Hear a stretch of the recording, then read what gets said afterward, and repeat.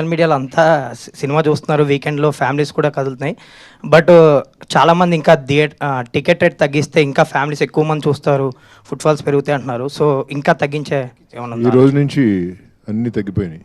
అందుకే ఈరోజు చాలా బ్రహ్మాండంగా ఉంది కలెక్షన్స్. ఈ రోజు నేను టికెట్ ప్రైజెస్ లేవు.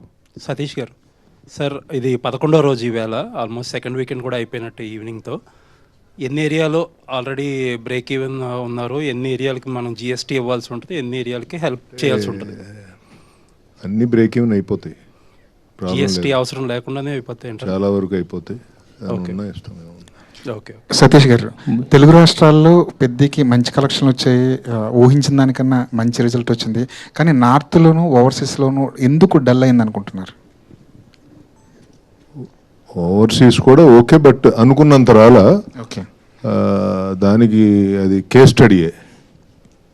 ఎందుకంటే అన్నీ కరెక్ట్గా ఉండి కూడా ఓవర్సీస్ అనుకున్నంత రాలేదు అంటే అది కొంచెం కేస్ స్టడీ. ఇప్పటి నుంచి అంతా ఇప్పుడు వరకు ఓ రకంగా ఉంటుంది, ఇప్పటి నుంచి ఓ రకంగా ఉంటుంది అన్నట్టుంది overseas.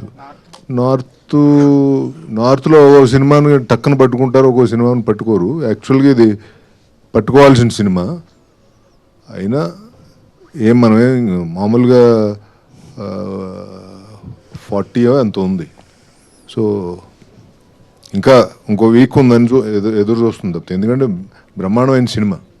So how it goes అనేది అర్థం కావట్లేదు. బుచ్చిబాబు గారు ఇక్కడ సార్